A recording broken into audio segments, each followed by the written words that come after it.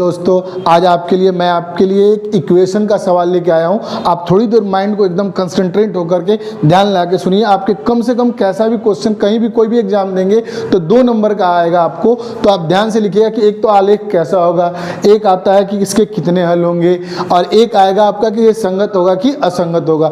तो बस आपको क्या करना है, बस 5 मिनट आपको ध्यान से हमारी बातों को ध्यान से सुनना है। पहला सवाल क्या है कि जैसे पहले मैं आपको कंडीशन समझा देता हूँ कि अनुपातों की तुलना होगा, आलेख होगा, हल होगा और संगतता होगा।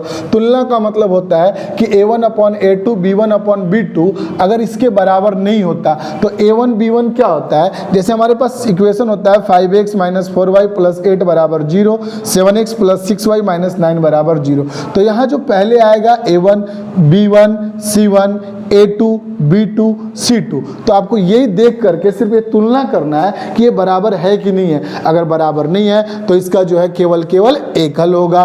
तो यहाँ एक सवाल ऐसे ही अगर दिया रहा है आपको a1/a2 = b1/b2 = c1/c2, अगर ये सब इक्वल है, सब बराबर है, तो इसका कैसा होगा, अगर आलेख संपाती, और इसके हल कितने होंगे, अनेक, और ये कैसा होगा तो संगत। देखिए यहाँ पे प्रतिच्छेदी का मतलब होता है लाइन क्रॉस कर जाना, संपाती का मतलब होता है एक लाइन के ऊपर दूसरा लाइन खिंच जाना, और समांतर का मतलब होता है कि जो 2 रेखा आपस में कभी न मिले उसी को कहते हैं समांतर। समांतर में क्या कंडीशन होता है कि ये दोनों बराबर होगा, तीसरा बराबर नहीं होगा। मतलब a1/a2 = b1/b2 is not equal to c1/c2। तो इसका क्या होगा, कोई हल नहीं होगा, और कैसा होगा, आपको असंगत होगा।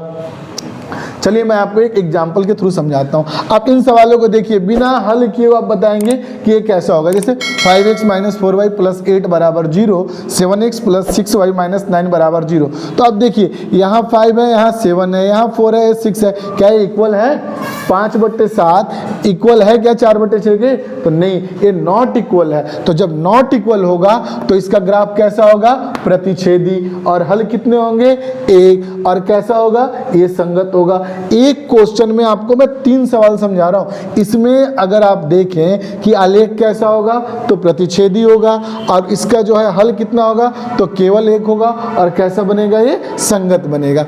चलिए एक एग्जांपल और समझाते हैं आपको। यहाँ देखिए 9x + 3y + 12 = 0, और यहाँ है 7, और ये आपका 6y + 24 = 0।